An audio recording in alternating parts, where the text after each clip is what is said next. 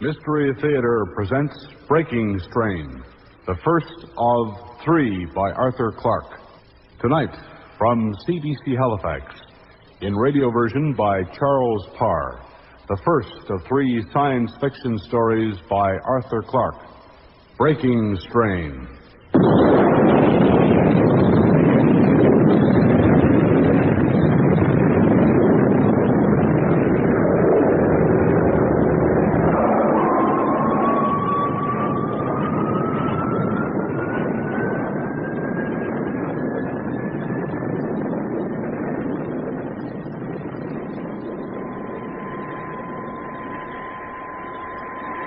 This is what I call the dead part of the orbit. What do you mean? Well, when Earth's so far behind, you forget what it's like. And Venus so far ahead that you don't care what it's like. People talk about the romance of the spaceways. They've got no idea of the months of nothingness and boredom, with not even days and nights to give some idea that the time's passing. I wouldn't say boredom. We've got plenty to do. Well, yes, routine jobs. Nothing really interesting. They fill up time well enough if they're done properly. I'm due to tape the log now. I'll get the recorder going. Ready for the call over, Mac? Okay, shoot. Freighter Star Queen calling Venus Monitor Beacon. Freighter Star Queen calling Venus Monitor Beacon. Captain Grant, taping ship's log, March 14th, 2046. Recording at 1100 hours, 22 minutes, Earth's Greenwich time. Orbit, Earth to Venus. 115 days out from Earth, planetfall at Venus due in 30 days. That is to say, April 13, 2046. Arrival time computed 1440 Earth Greenwich time. Speed 23,360 miles an hour. Atomic drive functioning normally.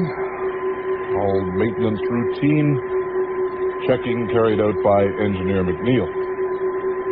Air pressure inside hull 14.4 pounds per square inch. Oxygen reserve. Hello, that's queer. I'll switch off the recorder. You can wind back to the previous question. What's up? There's no reading on the oxygen reserve. Here, let me try. She certainly doesn't flash. If we get all the liquid oxygen we want in the hold, must be the indicator wiring at fault. Yeah, I suppose that's it. Now, would you check up from the tank, Mac? Put a current through, see where the break is? Okay. And would you mind doing it right away? Yes, if you want me to. Well, it's not all that urgent, but if the oxygen reserve indicator's still not working before I finish taping this log, then I ought to mention it. But if it's put right before you play the tape on transmission, then you needn't. I get it. Right. Okay, Grant. I'll go and check. I'll be back in a minute. What about the log delay? I'll go on direct transmission. Tell them it's coming.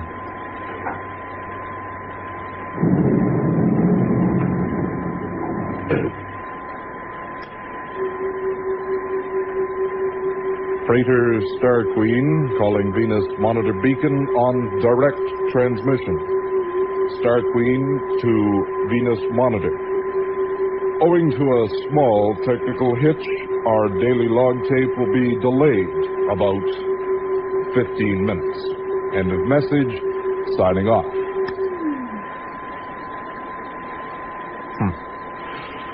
Hope that keeps them quiet. I don't start a whole fuss about nothing. Got enough red tape in this trip as it is.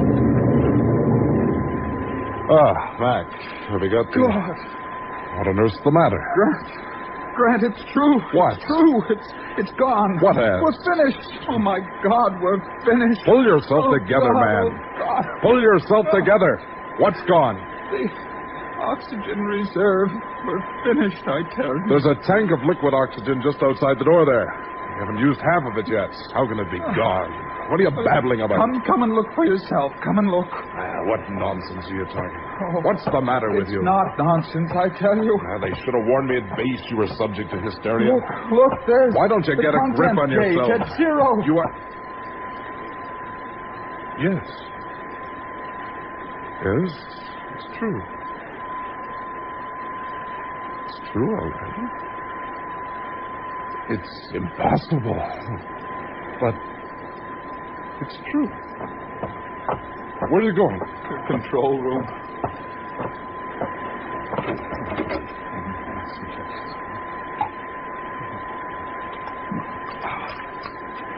That tablet.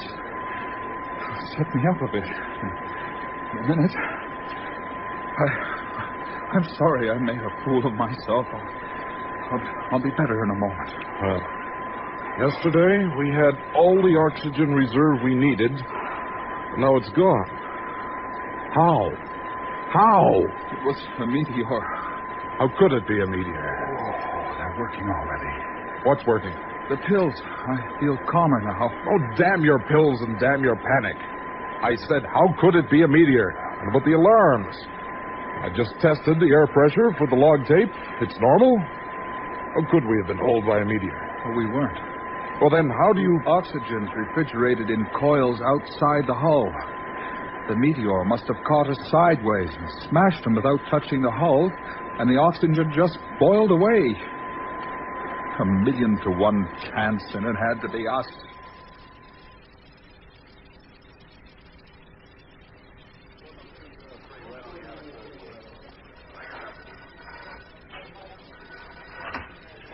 Venus Communications Center, Signal Officer Brennan speaking. Hello, Brennan. Simic here. Yes, sir? I'm just winding up the daily report summary. There's nothing to be added from Signal Bureau, mister. No, sir. It's only the usual routine stuff. Right. Come in. Hello, Jack. Didn't know you were still on duty. What have you got for me? Your last job for the day? Yes, thank heavens. Well, shall I start her up? Okay. Let's get it over with. Freighter Star Queen calling Venus Monitor Beacon. Star Queen calling Venus Monitor. This is an emergency call. Holy smoke! Do you hear that? Turn the volume up. The refrigeration coils of our reserve oxygen supply have been smashed by a meteorite. The whole contents of the tank have escaped. We estimate we have enough oxygen circulating in the hull to keep the two of us alive for 20 days. We have 30 days to go to Venus. Our orbit, speed, and fuel supplies are known to you from our previous daily logs. This is Captain Grant, asking for any advice or assistance you can give to us. Signing off. Right. Go to Simic. Get rescue operations on the blower. Okay. And wait there. I'll give the general alarm and I'll be on the intercom. Signals officer, monitor beacon. Emergency call from Star Queen. Top priority. Clear all channels. Stand by for details. Brennan. Simic here. What's up? They've lost their oxygen reserve. The whole of it? Yes, sir. They'll be dead before they can get here. Get straight on it. Yes, sir. Acknowledge the signal. They will get back to them again in 10 minutes. Okay. Right away, sir.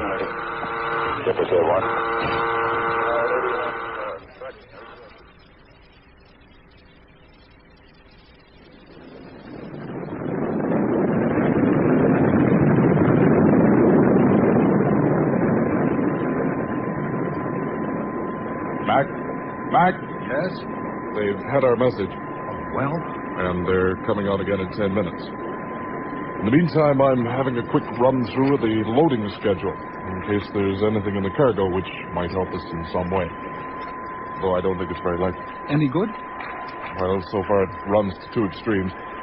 Absolute necessities, medical supplies, precision instruments, and so on. And sheer luxuries, just things I can't get on Venus, like, well, here, look, case of cigars, 1 kilo.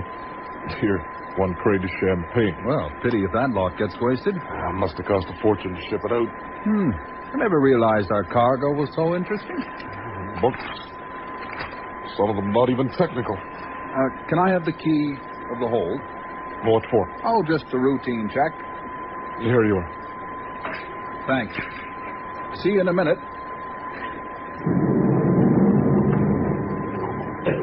Reels of microfilm, 204, computer parts, 17 kilos, transistors, micro kilos. It's coming on.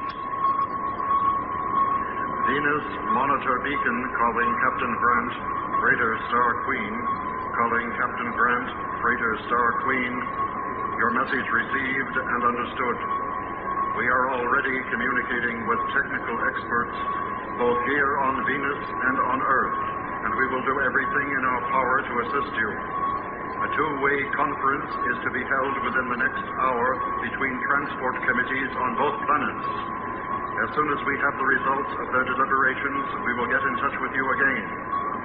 Lieutenant Brennan, Venus Monitor Beacon, signing off and wishing you good luck. And we'll need it. All the luck we can get. What the devil?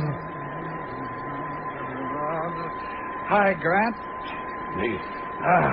This is a hard pull, but here she comes. You think you're doing? This is what I call champagne. Talk about quick action.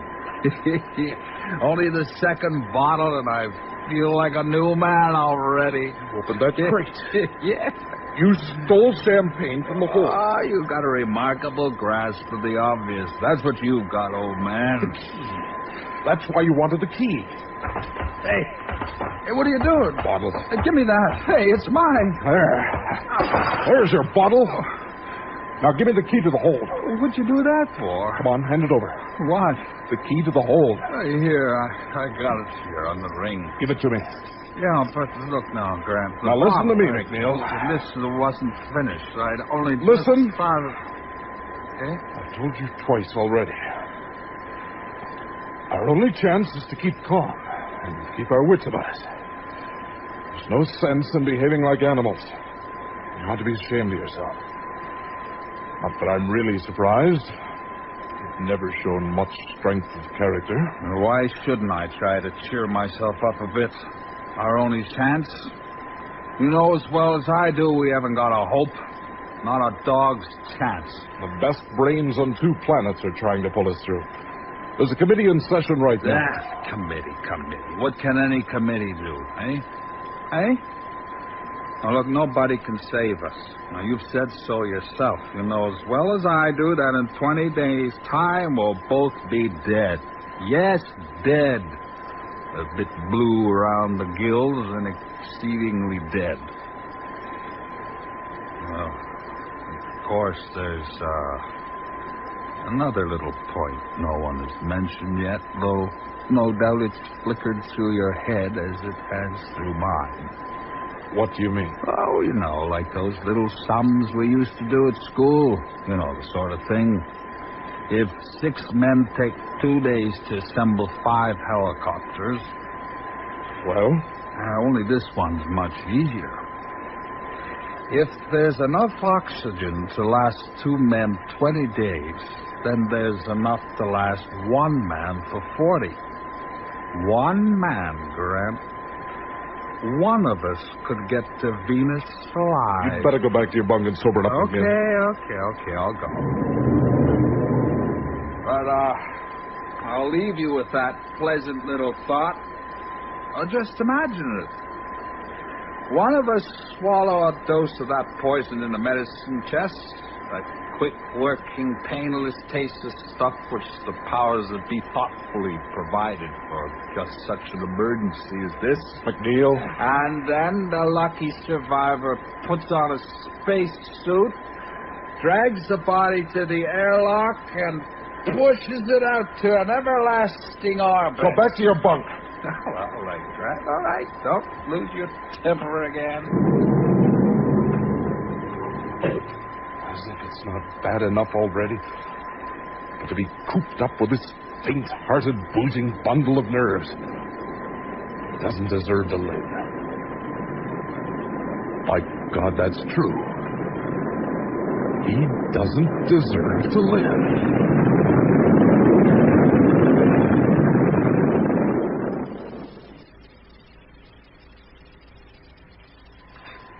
Now or never. Now or never. Hello, McNeil. I'm getting some coffee ready. Want some? Well, if this latest crisis is over already, yes. Yes? We're out of sugar. Could you get some from the store cupboard? All right. I'll be back in a minute. Now. Where is it? Damn it, where is it? Ah, here. Approximately 1/2. Why don't they use clearer prints and this of all things, for God's sake? 1/2 gram will cause painless and instantaneous death. It's almost a double dose. Now the coffee.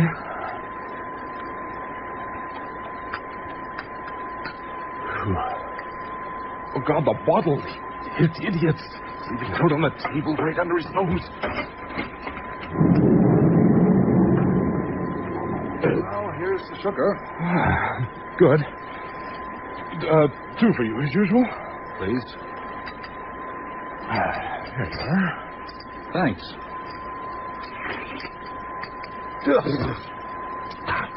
Good Lord. What's the matter? Well, you've made it properly for once. It's really hot. How's that all? Did you taste it? Oh, only a sip. Hey, you seem edgy. It's unusual for you. Do I? It must be this foul air. Hey, aren't you drinking? Oh, in a moment, when it cools off a bit. Grant? Yes? There's something on my mind. What do you mean? What is it? Well, I'm thinking about this proposition that one of us might reach Venus alive if the other... Yes, I know. Well, I was a bit tight when I spoke about it. Seems the only way out, though. I suppose one of us would have to walk out of the airlock, or better still, take some of that instantaneous poison in the medicine chest. Yes, I suppose so. It's cooled off now. Well, we'd have to decide by picking a card or something. Oh, yes. Yes, well, we must talk it over. Yes, we must. Well, here goes. Bottoms up.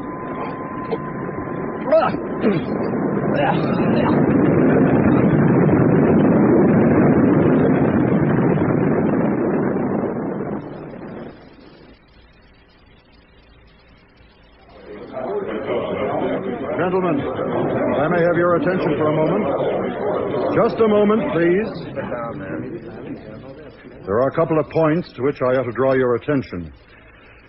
You all heard Captain Grant's message about the dreadful decision which had to be taken aboard the Star Queen.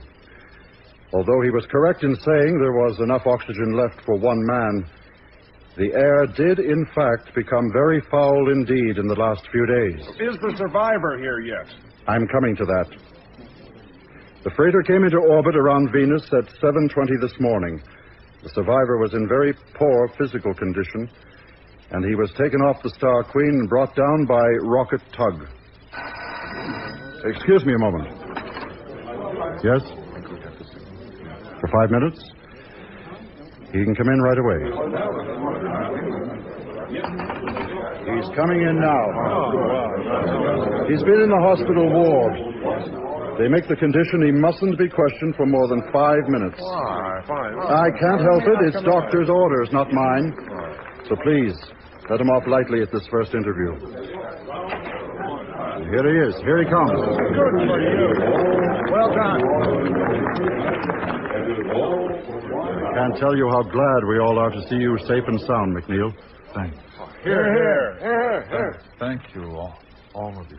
I've explained to these gentlemen of the press that you'll do your best to answer their questions for 5 minutes only during this first interview. Okay, Brennan. 5 minutes is short enough. Let's get on with it. Mr. McNeil, first of all, The question which everybody on 2 planets is asking, how did Captain Grant take it? He took it calmly. Very, very calmly indeed. Captain Grant was a brave man. It was a great pity he had to go. How was the body disposed of? The airlock. Would you mind speaking up? I had to push it through the airlock. What was the worst difficulty you had to contend with when you were on your own? Oh, working the controls. Well, why was it difficult to work the controls? I mean, not physically difficult, but working out slowly all the things I normally have at my fingertips when I'm in when the air's... Hold it. Here, sit down. Gentlemen, I think you'll agree that Mr. McNeil is in no condition to face further questioning. I suggest we leave him here for at least an hour to rest and recover.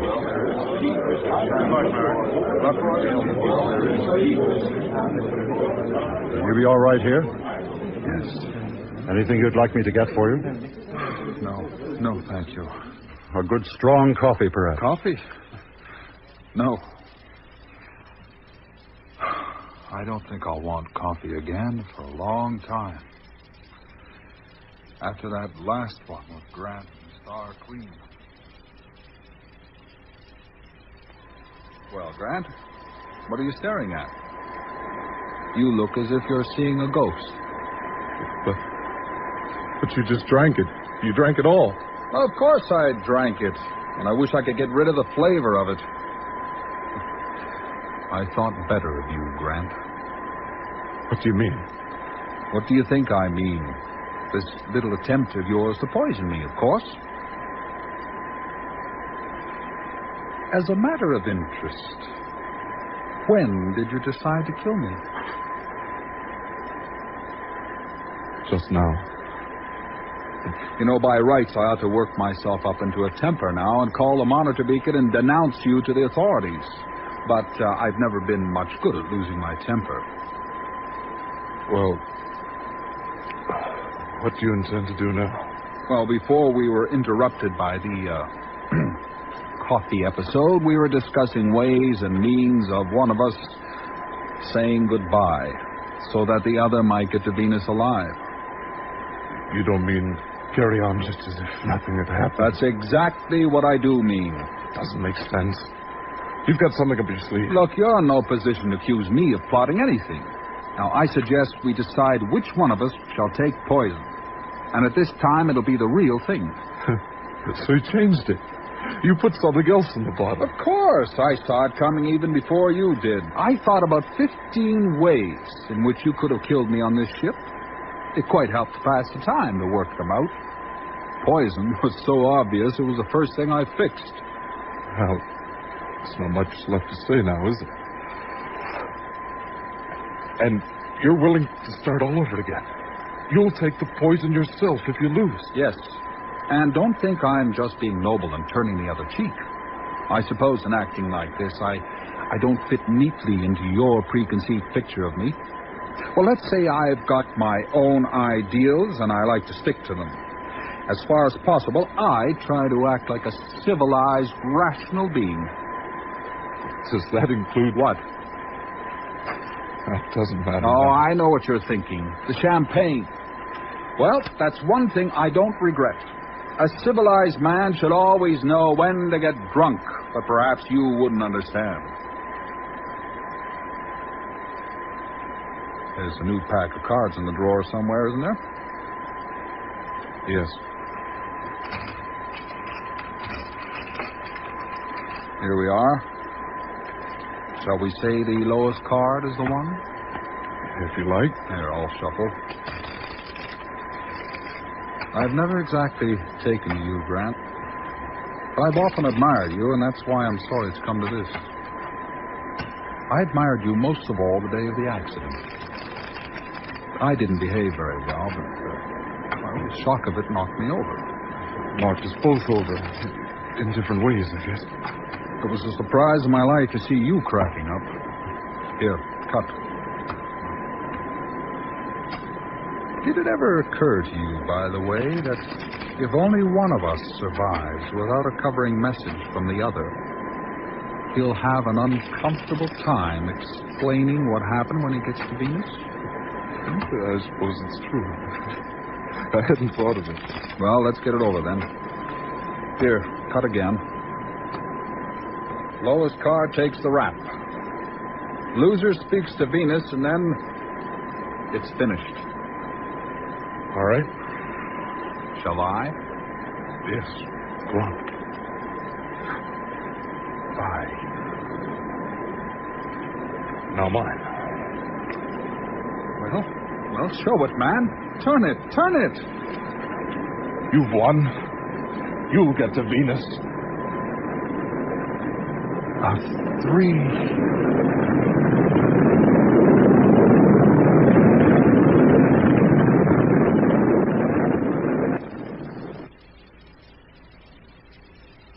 Well, McNeil, do you feel better after that few minutes rest? Yes, a bit.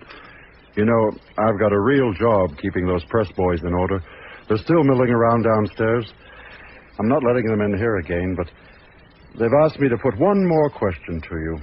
May I? If you like. Well, then, what's your feeling or emotion at this moment after such a terrible experience? What sensation is uppermost in your mind? Just being alive.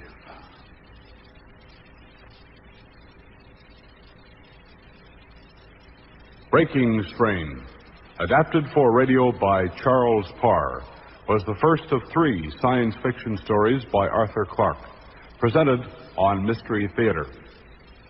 Bruce Armstrong played McNeil. John Fulton was heard as the captain. Other performers were Claude Bede, Edwin Rubin, and Donald Myers.